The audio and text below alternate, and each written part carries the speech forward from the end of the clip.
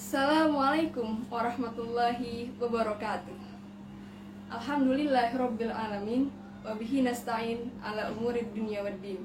Wassalatu wassalamu ala sayyidina Muhammadin wa ala alihi wa sahbihi wa barik wa sallim ajma'in. Amma ba'd. Yang terhormat kepada Al-Ustadz Saiful Millah selaku Bina Umum dan Founder Rumah Hiwar. Yang terhormat kepada segenap dewan juri yang telah meluangkan waktunya untuk hadir di sini. Dan tak lupa pula kepada hadirin sekalian yang berbahagia.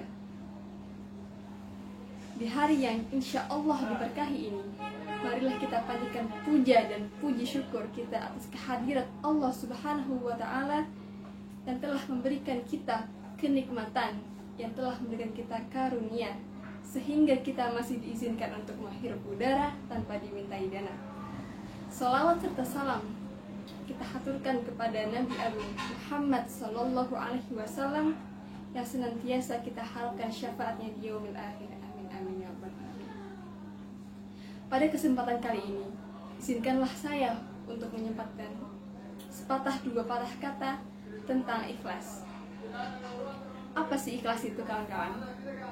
Apakah definisi ikhlas yang kita ketahui sudah tepat? Mari kita simak. Ikhlas adalah cara hati dalam menepis semua keinginan untuk dipandang, untuk dipuji, untuk dianggap hebat. Nah, ikhlas itu juga tidaklah mudah. Untuk menjadi ikhlas itu ada tahapannya. Kita harus senantiasa melatih diri kita untuk berbuat ikhlas. Dan hati yang benar-benar ikhlas itu sangatlah sulit untuk dicapai. Lalu salah seorang mengatakan bahwa ikhlas itu adalah apabila kita memfokuskan tujuan kita hanya kepada Allah satu-satunya dan tidak menghiraukan yang lainnya. Jadi kita itu berbuat ikhlas hanya kepada Allah, hanya karena Allah. Lalu berbuat segalanya, beribadah hanya pada Allah, hanya karena Allah Ta'ala. Nah, Allah berfirman dalam Quran surat Al-Bayyinah ayat 5 yang berbunyi, Bismillahirrahmanirrahim. Wa ma umiru illa liya'budullaha mukhlishina lahud-din hunafa wa yuqimus sholata wa yu'tuz zakata wa dzalika dinul qayyimah. Nah, pada ayat ini Allah memerintahkan kita untuk beribadah kepadanya dengan ikhlas, menaatinya semata-mata karena agama. Tidak hanya itu, dalam ayat ini Allah juga memerintahkan kita untuk melaksanakan sholat dan menunaikan zakat. Mengapa? Karena yang demikian itulah adalah agama yang lurus. Imam Ghazali pernah berkata bahwa semua orang yang ada di dunia ini akan rusak kecuali orang yang berilmu. Lalu semua orang yang berilmu akan rusak pula apabila ia tidak mengamalkan ilmunya. Dan orang yang berilmu tidak mengamalkan ilmunya pun akan rusak apabila ia melakukannya tanpa adanya keikhlasan. Nah, lalu disebutkan salah satu karya dari sebuah keikhlasan adalah kitab Al-Ajurumiyah.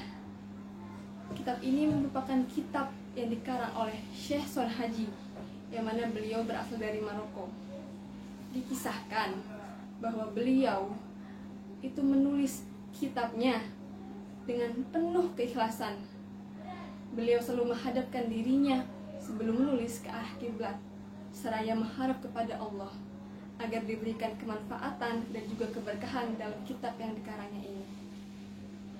Lalu setelah beliau merampungkannya, bukannya beliau mendistribusikannya untuk mendapatkan cuan, tapi beliau membuangnya ke tengah lautan. Mungkin lebih tepatnya melemparkannya ke tengah lautan, seraya berkata, In kana sholihan lillahi ta'ala, in kana kholison lillahi ta'ala, fala yablu. Yang artinya, apabila kitab ini benar-benar murni, ikhlas karena Allah semata, maka kitab ini tidak akan basah. Nah, lalu apa yang terjadi? Atas izin Allah, kitab ini tidak basah sama sekali, dan kondisinya masih utuh sebagaimana sebelum ia dilemparkan ke tengah lautan.